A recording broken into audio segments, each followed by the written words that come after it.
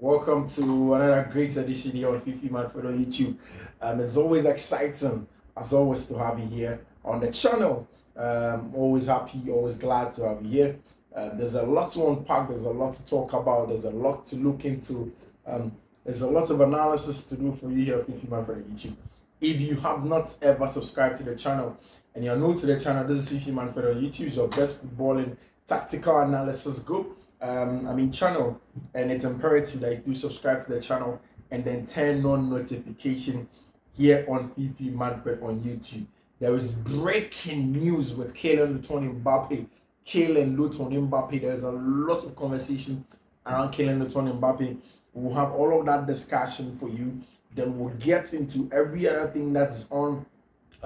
There's a first stop with Chelsea, and if truly Chelsea can compete, where do Chelsea go from here? Is it just the one-off performance that they have? And who is likely to win the English Premier League as it stands now? But first of all, we'll start with Kylian Mbappe and everything that's been going on with the Frenchman. How are things been going for the Frenchman? Has that thing been handled well? Has Nasser Khalifi handled Kylian Mbappe well? Has he failed at handling Kylian Mbappe? It is something they could have done better for himself. And the story I'm about to tell you. So, if you're new to this whole Mbappe saga, you should understand that there was a boy that was born in France to a Cameroonian father and a French mom. Essentially, he was earmarked to be the next great thing in French football. And he has become it. In 2 successive World Cups, he led France. He was the new Napoleon Bonaparte of the French. He took them to the World Cup final. He broke Pelé's record of the World Cup youngest player to score the World Cup final. And then he did it again in the second time in Qatar against Argentina. But Messi was bigger on the day. Messi was greater on the day. And then the Argentines usurped the trophy from the French. But really, Kylian Mbappe's story didn't just start from then. He was a player that broke onto the scene in Europe while in the colors of Monaco. On the day when they went to Borussia Dortmund at the Signal Iduna Park, Kylian Mbappe showed the world that he had arrived, and then he did things that marveled almost everybody. He took the game by a scrap of his neck. He faced the game by the horns as a bull, and then took decisions into his hand and made things happen for Monaco at the time in the Champions League. And then fast forward at Paris Saint-Germain, there have been issues of he wanted to win the Champions League. The fact that his owners and the players have come through have failed and have not been able to get in the Champions League. He has tried beat the Champions League final and whatnot, and they failed at it. I think that for a lot of people, they tend to agree that Mbappe should have been sold in 2022 when the 200 million was thrown at Paris Saint-Germain. But hey, in the context of almost everything, the Parisians do not need money. They are not the people that need money to run their club. They are good. They have whatever they have to run their club. They have enough money. They don't tend to chase money to run their club. So it was nothing necessarily in the grand scheme of things for them. They wanted Mbappe's talent. They wanted Mbappe's class. They wanted the extra money that they could leverage on Mbappe when he stays with them instead of taking that money that were being thrown at them, and they didn't get it. Today, the report that's coming from Les Parisiens, that's coming from L'Equipe in France, are all saying that Kylian Mbappe has signed a contract, a pre-contract agreement with Madrid until 2029. So it's a 5-year contract for Real Madrid for Kylian Mbappe. 5-year contract for Real Madrid with Kylian Mbappe. Every other club do not matter in the context of Mbappe. It is essentially about winning the Champions League and then the next step for the Ballon d'Or. Fayza Lamari is the bigger person when it comes to Mbappe conversations. She is the stubborn person. Mbappe's conversation is not about his father, Wilfred. It's not about any other person. It's not about Mbappe himself. In fact, in the first part of the season, when Paris Saint-Germain decided not to play Mbappe again and not to take him for their Asian tour, Fayza Lamari knew that it was time to call a truce, meet Nasser Khalifi in the middle, and then find a way to tell them that, okay, we are willing to possibly discuss and come to the negotiation table if you will let Mbappe play. Because they knew that at the time, Real Madrid were not going to come in for them, and they weren't at a very good advantageous position to get Kylian Mbappe. So they went or they spoke to Paris Saint-Germain. They had discussions with them.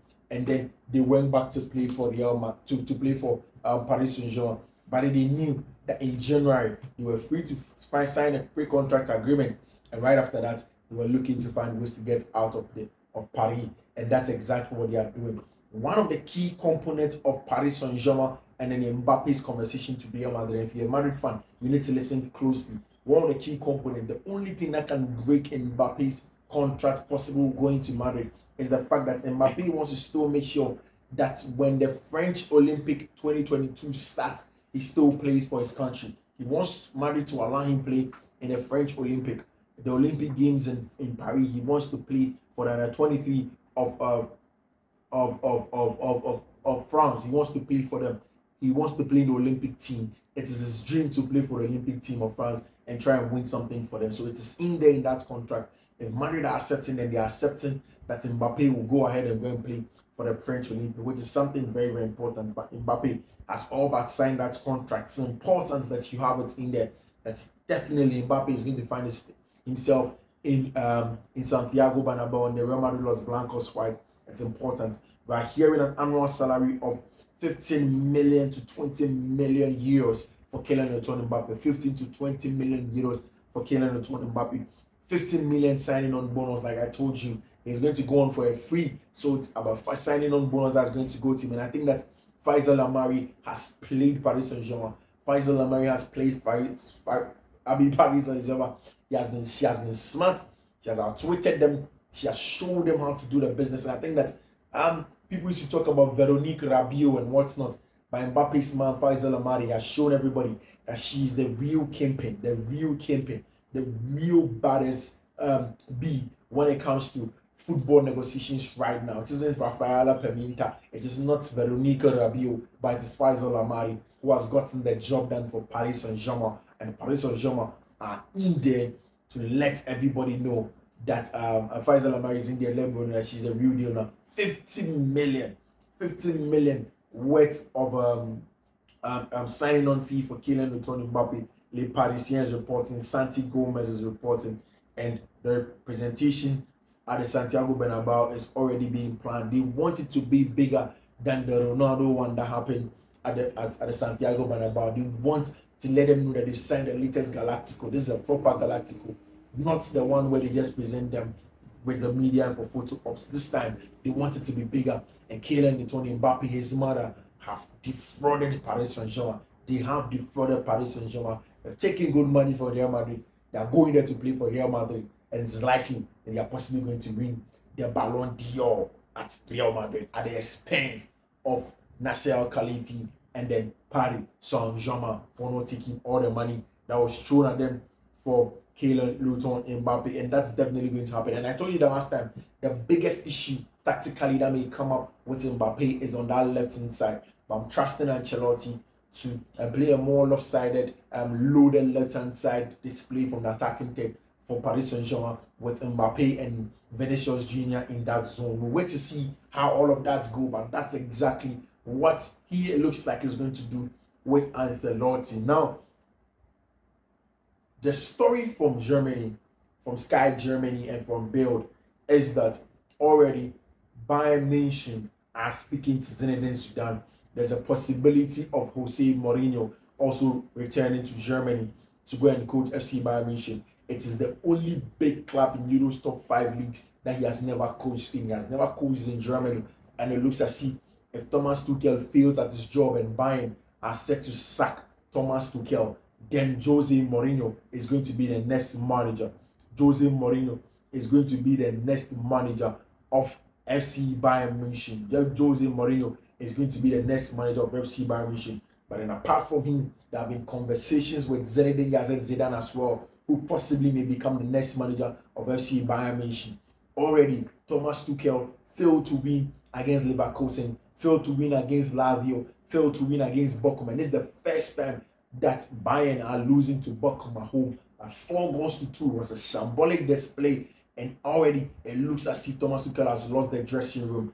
Thomas Muller has already spoken, and that's exactly what he said about Thomas Tuchel losing the dressing room. There is also the bit about Joshua Kimmich, who had an issue with Thomas Tuchel and his assistant Zatzlow about the fact that they wanted to get in an out-and-out DM for Bayern, and then they looked as if that they wanted to oust Joshua Kimmich. Yesterday was substituted, he was frustrated, he casted a frustrated spell on the touchline, and Bayern have cancelled today's post-match press conference. In fact, yesterday's post-match press conference has been cancelled for FC Bayern Munich, and it looks as if your man Kimmich and then Thomas Tuchel is under pressure. Thomas Tuchel is under pressure. His job is under serious threat with Jose Mourinho, with Zinedine Zidane, and I keep on asking this question to Chelsea fans: that do you think that all of a sudden Todd Boehly has been vindicated of the sack of Thomas Tuchel, or you think that it's time for Chelsea to bring back Thomas Tuchel? I want to hear from you. Let me know in the comment section. Do you want Thomas Tuchel back as a Chelsea manager, or you think that Todd Boehly has been vindicated by sacking Thomas Tuchel? I think that Tuchel has lost 2 dressing rooms in just about 2 or 3 years now. Harry Kane is unhappy. Thomas Tuchel confirmed it the last time. Thomas Muller, there is Joshua Kimmich. I think that it's just the strict, and he wanting his team to be strict adherence to how he wants to play in terms of he giving them specific instruction. There's some freeness, there's some dynamism that top players want now. I mean, if you have a younger team like Mikel Arteta has at Arsenal, then they may want to stick to that. But a team that performs week in, week out as Bayern, they may have some objections to how you want to play. And that's exactly what's happening to Thomas Tuchel. I think that Bayern should still to be patient with him to the end of the season. They ought to be patient with him to the end of the season. I understand that in the context of Julian Nagelsmann and how he was sacked, there's no need to even listen to anything Thomas Tuchel as it stands now. But I really do think that they ought to be patient and then wait till the end of the season before they call it quits on Thomas Tuchel. It's important that they do that. They don't have to rush it. They have to be patient and wait till the end of the season before they call it quits. Manchester United are building a formidable team, a hugely formidable team. Today, the Athletic is reporting that Dan Ashworth has been placed on a gardening leave at Manchester United. He has been placed on a gardening leave at Newcastle United, and that's exactly what's going on. Manchester United, as you know, already want a sporting director. They want somebody to do the day-to-day activities. And right after Omar Barada joins the footballing side and the business side of Ineos's project, they want somebody to lead player purchases, to liaise with the managers to do a good job. And the first person that you looked at was Dan Ashworth. They have had deep-seated conversations. It looks as if Dan Ashworth is coming. But then again, what is the issue, however, is that Newcastle don't want to play ball. They want good money, and they believe that there are a lot of trade secrets that Dan Ashworth will be bringing to Manchester United. Hence, they've kept their Manchester United bound sporting director on a gardening leave. They've kept him on a gardening leave, and all of those things. So if you want the meaning of what a gardening leave is when, with things like this happening, an employee is kept on suspension, but they still pay him his full salary. So usually it's because of his of some form of investigations, pending final decisions on someone, and they put somebody on gardening leave. They say, hey, go do the gardening leave, but then we want to make sure that we'll pay you your full salary. So Dan Ashworth has been placed on gardening leave, definitely because they don't want him to have further influence in the team, an organization structure, and accessing confidential information. So Dan Ashworth has been placed on gardening leave. But what's a team that's going to be Dan Ashworth, Omar Barada in there for themselves, and then of course the Ineos leaders also in that conversation? What a team that is going to be at Manchester United in the next few years, to battle with Chelsea, to battle with Man City, to battle with Liverpool, and then to battle with all the other top clubs in the English Premier League. Wait to see how all of that unfolds. Now, who wins the English Premier League? Liverpool tend to have the fairest of fixtures for the 13 games that are left in the English Premier League. You look at the number of games that Liverpool have left to play. Look at the number of games that City left to play. Look at the number of games that Arsenal have left to play. The fact that City and Arsenal are going to play each other. Now the question now comes in: who wins the English Premier League? Liverpool, for me, looks like they are better players. But trust me, in the English Premier League, in football, you never say never. It will go down to the wire, and we'll wait to see how all of that goes in there. Finally, Chelsea are set to be ready to compete, and everything that went on in that game against Manchester City shows that Chelsea are in line to compete, and it showed clearly that Chelsea want to be able to compete. Mauricio Pochettino says that this is where he wants his players to pick up from. He wants them to do exactly what they did against Manchester City, against other clubs. And I've heard people ask questions that why is it that when Chelsea play against teams like Man City, they're able to play well, but when they play against low blocks, fairly weak side, they're unable to play against them? And the definition, it's simple. But first of all, before I go on, I said this weeks ago, people disagreed with me, and I'm coming back to it again. It is time for Thiago Silva's time at Chelsea Football Club to go to an end. And I like the fact that the sporting directors are not in discussion with him for a contract extension. They're looking for a replacement for Thiago Silva, Ousmane Diamonde, and the likes are top quality players that may come in and replace Thiago Silva. He is not the guy. Thiago Silva is injured. He has done excellent stuff for the club. But why do I say so? Tactically, you play against a team like against Manchester City, or even a team that plays with, let's say, a 5-3-2 deep block in here like this, and you also sit in your 3-2-5 shape like that, and you want to break them. You have members in every zone of the pitch. What you want to do is that you want to be able to come in with a very high line, like teams like Tottenham Hotspur do, so that you can counter press them in this zone. Because these players, your rest defense is these three center backs that you have there.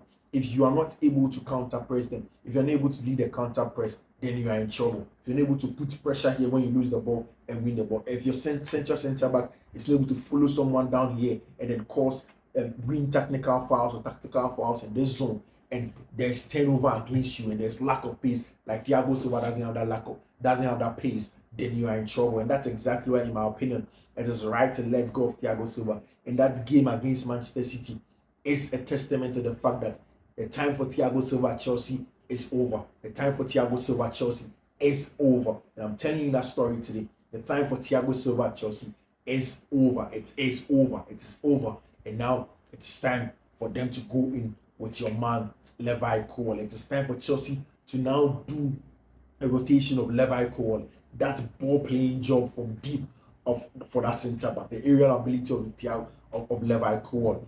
The defensive ability. The fact that he's an excellent box defender, the fact that he has the pace and everything was excellent with Axel Disasi. He's a defensive leader, and these two should be able to do the job with a variation and rotation between himself and then Axel and then Benoit Badiashile. And when Wesley Fofana comes in, he comes to also rotate Badiashile with Wesley Fofana, with Axel Disasi, and then another centre back.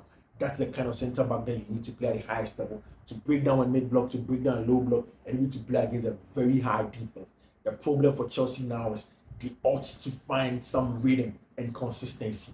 Rhythm and consistency is what is left in the club. And I remember I kept on saying for several parts of the season, and hi guys, I think that it is time for you people to give me my stone. You people to say, Fifi, you said it, because everything that I've been saying about Pochettino, that he has issues with tactical purity and whatnot, but essentially in terms of the general management of the team, he has done such a job. The fact that I think that for the very first time, I saw Moise Caicedo drop between the two centre backs, and also he is closer to Enzo Fernandez when they want to build up, and that's very, very important. This is how you get the best out of the two. And I think that this game against Manchester City, for one, was one game that I could tell for sure. One game that I could tell for sure that Enzo's physical levels were optimal. He could go into tackles. He could do a lot of jobs off the ball. He could win duels. He could cover a lot of grounds in that game against Manchester City. And there is a big game on the horizon on Sunday against Liverpool. What a game that's going to be on the 25th of February. What a game that's going to be for Chelsea. They know that with everything that's going on against City, with the kind of momentum that they have, they can go into the cup game like that and then look for the win. They have a full week to prepare, get some days off, have a full week, prepare for that game against Liverpool. It's going to be a very, very difficult game. Very, very, very difficult game for Chelsea. But this is where they are going to earn their money, and they are serious about being a proper club in the English Premier League. And that's exactly. I think it's time for Levi Cole to start games. I think Axel Disasi has proven that he's good enough to be a box defender for the team. I think Enzo Fernandez, Moise Caicedo quietly going about his job, and the fact that the team is coming together slowly. And in the right man, at least to the end of the season, where there can be a proper evaluation of the job that Mauricio Pochettino has done, should be done by then. No need to rush into sacking anybody now. It should be done at the end of the season. That's exactly where Chelsea are now. So that's exactly how we do it, guys. If you've not subscribed to the channel, be able to listen to this end of the conversation. Thank you very much for choosing me. My name is Fiifi-Manfred, and make sure you subscribe to the channel, turn on notification so you are first to get everything that we put out here. My name again remains Fiifi-Manfred. This is Fiifi-Manfred on YouTube, and I am grateful as always to have you here. Bye bye.